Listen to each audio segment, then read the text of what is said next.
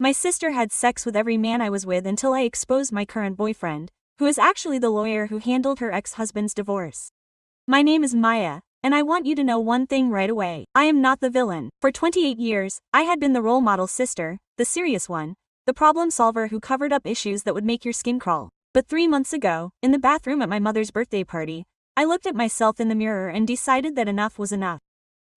I was tired of watching my sister Brittany destroy everything I tried to build. The party was still going on downstairs, and I could hear her laugh, that unique flirtatious laugh she gives off.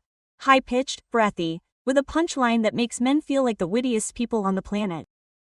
I knew it intimately because I had heard it from 7 different guys I had brought home in the last 10 years. 7.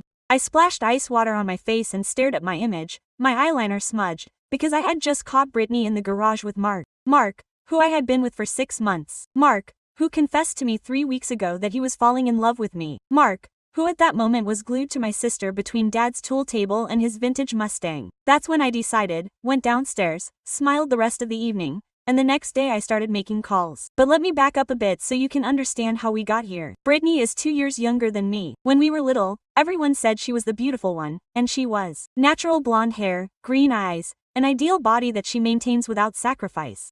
I inherited Dad's dark features and Mom's habit of stress eating.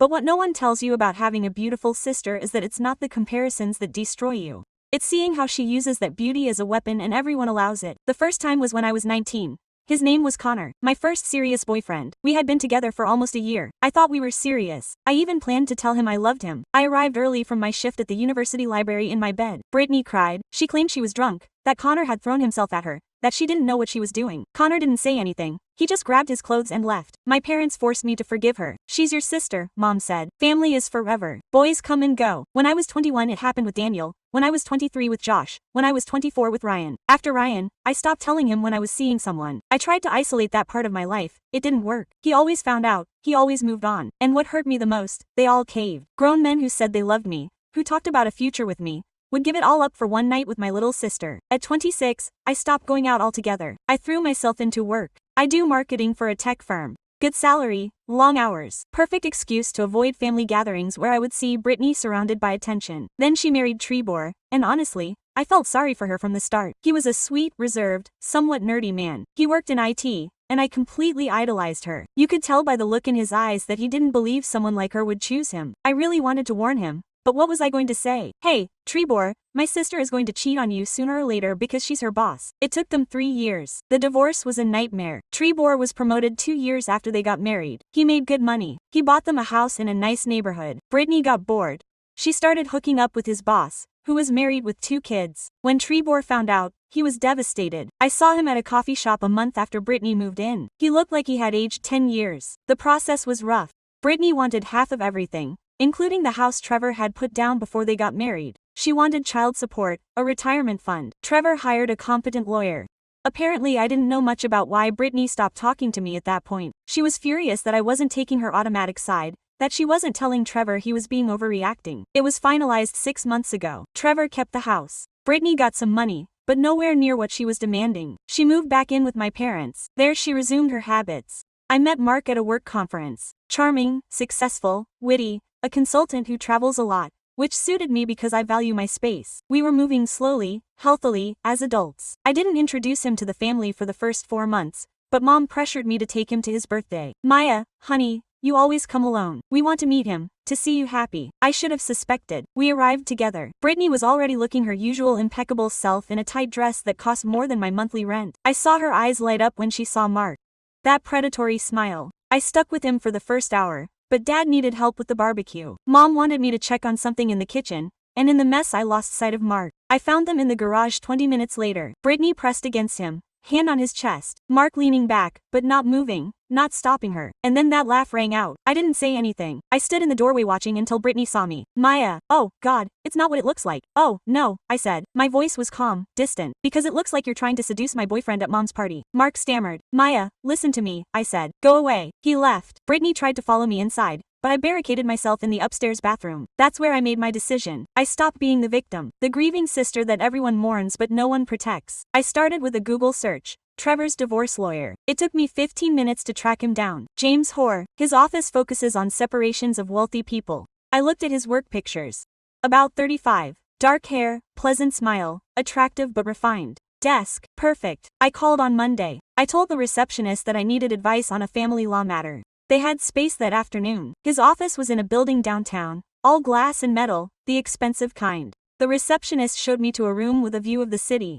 He entered 5 minutes later. In person he was taller than in the photos. Nice suit, solid handshake. All professional. Ms. Chen, thank you for coming. How can I help you? I sat down across from him. This is going to sound strange, but I need help with something that isn't legal advice. Exactly. He raised an eyebrow. Okay, you handled my sister Brittany Chen's divorce from married Morrison. His face changed. Professional mask. I can't discuss client cases or family. I'm not asking for that. I want to hire you for something else. Go ahead. I told you everything. The years of betrayals, the scheme, how I ruined my relationships one after another. I told you about Mark, about the garage, about the moment I said enough. What exactly do you suggest? He asked finally. I want you to pretend to be my partner. I introduce you to the family, especially Brittany, and watch what you do. He sat back, watching me. Intriguing proposition. I'll pay you your hourly rate. It's not the money, Miss Chen. It's ethical to use my position for something like an ambush. It's not an ambush. I don't want you to get caught, just to reveal who you really are. And I think, I paused, measuring my words, you might have reasons of your own for helping. His jaw tightened a little. Why do you say that? Because I saw what she did to Trevor and I assume you did too. The manipulations, the falsehoods, how she tried to destroy a good man just because she could. James was silent for a long time. Then how long? We met 3 more times in the next 2 weeks to organize everything. James was thorough. He wanted to know everything about my family, about Brittany's habits, what she hoped to achieve. The goal, I told him, is simply to expose her, for the family to see what she's really like. Once they see my sister trying to seduce my partner at a family gathering, when they can no longer deny it, maybe they'll stop making excuses for her. Are you sure you want to do this? He asked me. Because once we start, there's no going back. Your relationship with your sister will be broken forever. She's broken for good, I told her. I'm just tired of being the only one who admits it. 2 weeks later, we started showing up in public. I posted pictures of us on social media. Nothing too racy, just normal stuff. Coffee shop dates, dinner dates, a concert, normal couples stuff. My mom called me within a day. Maya, are you seeing someone new? He's so handsome. Why didn't you tell me? Is it new, Mom? I didn't want to spoil it. Okay, you have to bring him to Sunday dinner. I demand it. Great. James picked me up at 6 on Sunday. He dressed casually, nice jeans, button-down shirt, leather jacket. He looked cool, approachable, just the kind of guy Brittany would see as a challenge. Quote, ready for this, he said when we got to my parents' house. Not really, but let's go anyway. My mom opened the door and hugged him right away. You must be James. Mom has told us so much about you. I'd barely said anything to her, but that's how it was. Quote, she led us inside where Dad was setting the table and Brittany was curled up on the couch with a glass of wine. She looked up when we entered and I saw him in person. That spark of interest, that calculating look. She put down her glass and stood, smoothing her dress. You're the new boyfriend, she said, coming closer with her hand outstretched. I'm Brittany, the little sister. James shook his hand with a polite but not very warm smile. Nice to meet you. Mom's told me about you. Oh, yeah. Brittany's eyes flicked to me and back to him. I hope he said nice things, she said. You're very close, James said matter-of-factly. I almost laughed, but I kept a straight face and hooked my arm through his. Dinner was as boring as I'd imagined. Brittany sat across from James, leaning in every time he spoke, laughing at everything he said. She kept touching her hair, her neck, doing those tricks she did when she left the house. My parents either didn't notice or kept quiet if they did.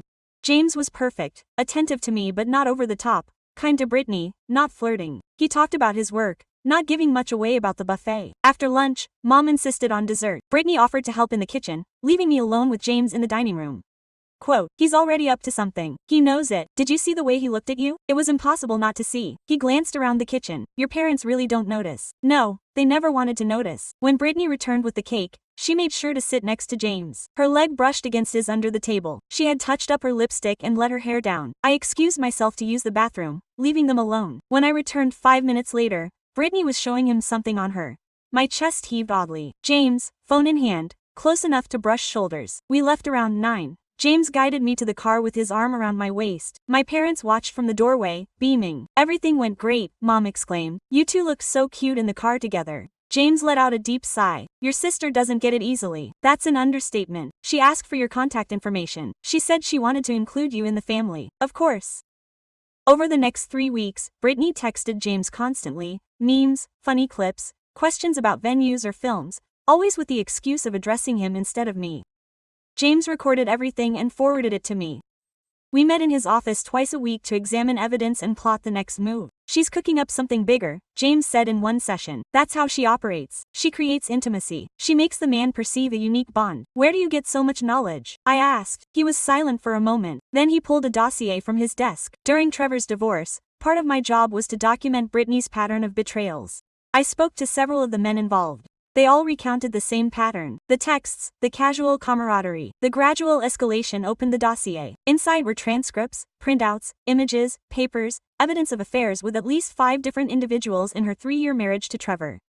Quote, "Gosh," I murmured. "Trevor knows all this, the essentials for the divorce. The rest," James shook his head. "The magistrate didn't need to see the whole thing. Just what was necessary to establish disloyalty and deny him his possessions." I looked at the documents. Quote, "Why are you really supporting me on this?" James glared at me. "Because I witnessed your sister nearly destroy a decent man. Trevor Morrison burst into my office 2 years ago on the verge of collapse. I'm not hyperbolizing. I had pulverized him, someone who supposedly adored him, and in helping him defend himself, your sister tried to damage my reputation. She filed a complaint with the Bar Association alleging that I fabricated evidence. Total fabrication, but it took me months to recover. I had no idea how you would know, but that's how your sister Maya acts. She bullies people and then pretends to be wronged when they resist. Yes, I have reasons to help you uncover her. Call me resentful if you like, but I'm mortal." I scrutinized the dossier and him again. "What's the final plan? The final impact?" He smiled. "I expected you to inquire about the plan. It was hatched in the coming days. My parents' anniversary was in 3 weeks. A large celebration, a crowd of relatives and friends. The perfect setting for Brittany to launch her onslaught and for us to set up the ambush. But first, it was time to pick up the pace. To make her think that time was running out, I began to post more images of a duo on social media. Joe and James in the sand preparing food together. A very sweet one on her couch with the perfect Sunday pie. My mother called immediately. "Maya, they seem serious. This is moving seriously." "Maybe Mom, we'll see." I knew it would reach Brittany. And sure enough, 2 hours later, James got a text from her. "Wow, they're moving fast. I love it for you guys. She's anxious," James said as he showed it to me. He loses control of the narrative. The subsequent message arrived the next day. "Hey, I'll be downtown for a meeting on Thursday. Coffee," James replied. "Sure, I have space at 2. He didn't tell me about the coffee until later, when that night she showed up at my apartment with a serious face. "What happened?" I asked. She launched the first direct attack, flopped down on the couch, ruffled her hair with her hand, started with pleasant conversation. Then she blurted out that I'm too noble for you, that she's always been the fickle sister, the jealous one, that it worries her that don't even know what you're getting into. It turned my gut. She said that and then she put her hand on my thigh. She hinted that if I ever want to talk to someone who truly understands what it's like to be in your family, she's always available. "And you?" I smiled. I thanked her for her concern and said I should get back to the office. "But Maya will try something big soon, probably at your parents' anniversary party." "Perfect," I said. "That's exactly what we're looking forward to." The 3 weeks leading up to the party felt endless. Brittany intensified the texts, sending James selfies, inviting him to a yoga session, even accidentally sending him a picture that was clearly meant to provoke. Then, oh no, sorry, it was for someone else. What a shame. James filed everything away with safeguards. The day before the party, we met for the last time in his office. "Last chance to back out," he said. I shook my head. "I'm not backing out, but tell me something. What happens after tomorrow when they unmask? What's your point in all this?" He leaned back in his seat. "What are you getting at? You've been pretending to be my partner for almost 2 months. We've spent countless hours together, and I want to know if you're doing this just to get back at Brittany or not." I fell silent. I couldn't continue. James stared at me for a long moment. Then, at first, it was revenge. "When you entered my office, I saw an opportunity to catch someone who had caused so much harm, to my client and to me professionally, but at some point it stopped being just an act for me. I know this is all twisted. The basis of whatever this is pure fraud and revenge, but Maya, you're clever, charming, and much more resilient than you can imagine. Sharing time with you, even in this madness, has been the highlight of my year." I was at a loss for words. "There's no need to fix it today," he continued. "Let's move on to the next day, unmask your sister, and then when it's over, maybe start over. A real outing, without any intentions. Hidden, no strategies, just you and me." "I would love to," I murmured softly. The anniversary celebration took place in a rented venue with a view of the sea.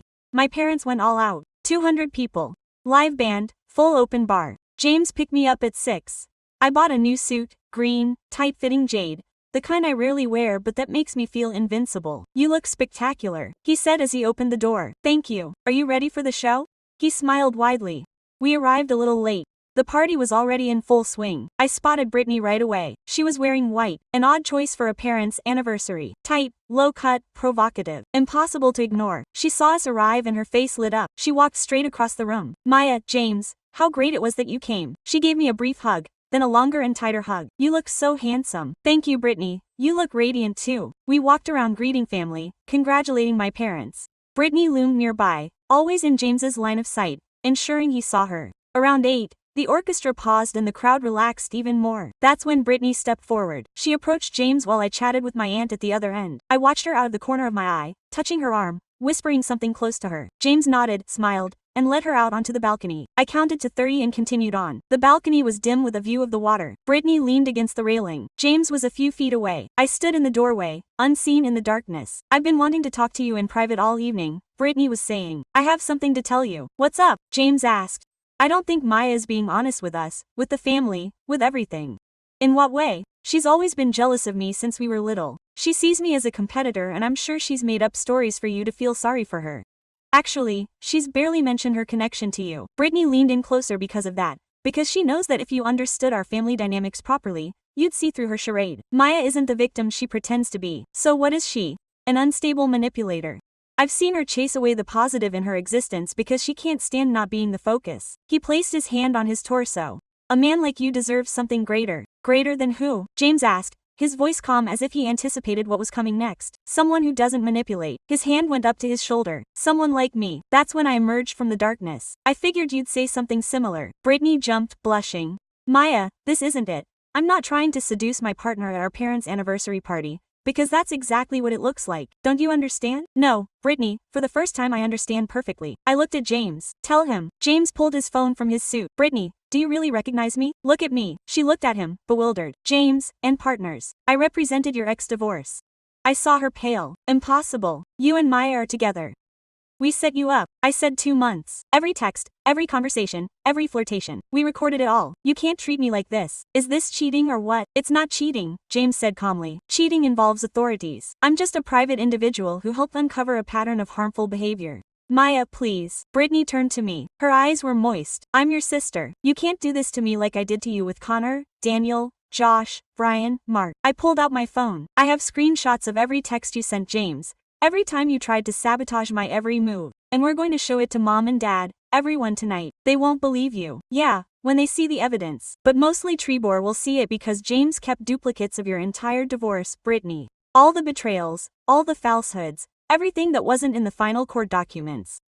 And if you ever come near someone I value again, if you try to destroy another one of my relationships, all of that goes out there. To your acquaintances, to your profiles, to the entire planet. She stared at me for the first time in my life. Terror in her eyes. You would not defy me. The balcony door opened behind us.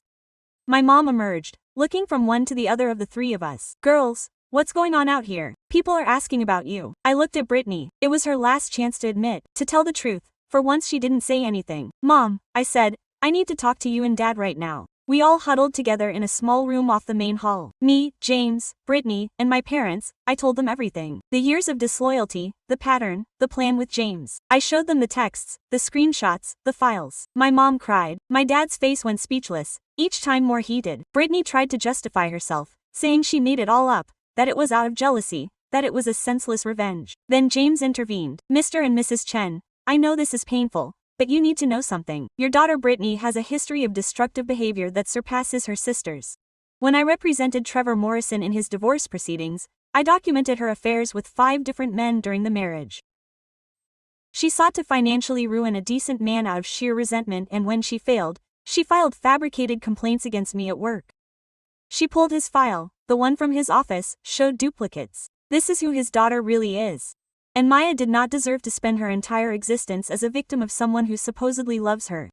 My father looked at Brittany. It's true, part of it. Brittany opened her mouth, closed it, opened it again. Some of it perhaps, but you distort everything. Enough. My father's voice cut like a knife. Enough. No more falsehoods. The silence that followed was overwhelming. Finally, my mother spoke. I think you should leave, Brittany. Mom, I said, go. We'll talk about it later when we've digested it, but now you have to go. Brittany looked at me. The tears were real. This time not manipulated, not planned, just pure grief and fury. I hope you're satisfied, she said. You just tore the family apart. No, I replied. You did it all by yourself. I just stopped covering for you. She retreated. We heard her heels click across the living room floor. Then the front door closed. My mother reached across the table and took mine. Maya, I'm so sorry. All those years, all those boys, we should have protected you. We should have noticed what was happening. I tried to tell you, I know. And we didn't listen. We made up excuses because it was easier than admitting what I was doing. She looked at James. Thank you for supporting her. I know this seems like a scary family to get involved with. James smiled slightly. Seriously, I've seen worse, and Maya, it's worth it. The celebration continued, but we didn't return. We stayed in that small room talking, my parents asking questions, me finally telling them everything I'd kept bottled up for years. When we left, around midnight, my father hugged me at the door. I'm proud of you, he said, for standing up for you. I wish it hadn't taken me so long. In the car, James and I were silent for a moment. Are you okay? He finally asked. I don't know. I thought I'd feel better, more justified, but mostly I'm exhausted. Is this normal? You've been carrying this around for a long time. What's next? He took my hand. Now we see that it's real. Because Maya, in the midst of all this chaos of revenge, I started to fall in love with you, the real you, not the show. And I'd like to explore where it goes. If you dare, I looked at our clasped hands. I dare. But maybe we'll start with that real date you mentioned. Something every day, without conspiring against anyone. I love it. He started the car. How about next Friday? I'll pick you up at 7. We'll go somewhere nice and the only goal will be to get to know each other better. Perfect. He drove me home, walked me to the door like a gentleman and gave me a kiss on the cheek before leaving. I went inside, changed into pajamas and checked my phone. I had a message from my mother. Your father and I are going to therapy. We think that as a family we need professional support to get through this. We'd love for you to join when you're ready. And one from Brittany. You won. I hope it was worth it. I didn't respond. There was nothing else to add. In the weeks that followed, things settled into a new routine. Brittany moved out of my parents' house and into an apartment of her own. She blocked me online, and I learned from my mom that she started therapy too. My parents went through family counseling. It was uncomfortable and painful, but essential. We talked about patterns, about how they protected her, about the ways they failed each other, because as much as Brittany hurt me, they hurt her by never holding her accountable. And James and I went on that first date, and a second and a third. It turns out that without all the drama and revenge schemes, we got along great. He was funny, kind, smart, challenged me in a positive way, made me want to be braver. 3 months after the anniversary party, we made it official. Real relationship, real feelings on a crazy foundation, but somehow it worked. Months later I ran into Trebor at a coffee shop. Maya said, amazed. Hello, how are you? Good, really, good. Better than the last time you saw me. He smiled and it reached his eyes. I found out what happened with Brittany. James told me. Are you okay with that? With what we did? Are you crazy? I'm grateful. For years I thought I was crazy, that I imagined how bad it was, that someone else would validate it, see who it was. It actually helped more than you can imagine. We talked for a while longer and as we said goodbye I felt something settle on my chest. Peace maybe or closure. That night James and I were cooking at his house when my cell phone rang. My mom, Maya, honey, wanted to let you know that Brittany is moving. She got a job in Seattle. She's leaving next month. How are you feeling? I asked, sad, relieved, worried, all mixed together. She paused. She asked if you'd like to see her first so we can talk. I looked at James, who was chopping vegetables, pretending not to hear. I think so, I told my mom. 2 weeks later I met Brittany at a coffee shop near her apartment. She had cut her hair shorter and was thinner, older somehow. Thanks for coming, he said as I sat down. Mom said you're moving. Yeah, a fresh start, you know. She wrapped her hands around her cup. I've been in real therapy, not just the forced divorce kind. And I've talked about you. About us? Well, I have to apologize. Real, not the fake kind I used to be. She looked me straight. What I did to you all those years was cruel, mean, selfish, and wrong. I ruined your relationships because I envied you. I blinked, envied myself. You were the smart one, the talented one, the one Dad respected. Sure, I got attention because of Linda, but that was it. So I took away the only thing I could. Validation from men who loved you made me feel powerful, but it was toxic. And I'm sorry, I didn't know what to say. I'd imagined this talk 1,000 times, but now that it was happening, I felt numb. I don't expect you to forgive me, Brittany continued. I don't know if I deserve it, but I wanted you to know that I understand what I did, that I hurt you over and over again on purpose, and I'm going to spend the rest of my life trying to be better. Therapy helps, I asked. It's hard, really hard. Facing yourself without excuses or justifications is brutal. But yes, it helps. We were silent for a moment. I hope Seattle treats you well, I said finally. I hope you find what you're looking for. I hope you're happy, she said with James. I mean it. He seems like a good man and you deserve someone good. He is, and thank you. We finished our coffee in near silence. As we stood up, Brittany hugged me. It was awkward and brief, but it felt like closure. Not reconciliation, but an acknowledgement that we were both part of something damaged and we were both trying to move forward. A year later, James proposed. Simple, intimate. Just us on a beach at sunset, I said. Yeah, before I finished asking, my parents threw us an engagement party, small, just close family and friends. Brittany sent a card from Seattle with a generous check and a note. Congratulations, you deserve every happiness. I put the note in a drawer and didn't think much more about it. On my wedding day, as I walked down the aisle with James, I realized that the revenge plot that had brought us together no longer mattered. What mattered was that I had finally stood up for myself, that I had stopped being a victim of someone else's disaster and had started building the life I wanted. My sister had stayed with every guy I'd dated until I introduced her to my new boyfriend, who was actually her ex's divorce lawyer. It was petty and calculated, and perhaps not the healthiest foundation for a relationship, but sometimes the most turbulent beginnings lead to the most beautiful endings. And as James placed the ring on my finger and kissed me in front of everyone we loved, I knew I didn't regret a second of it.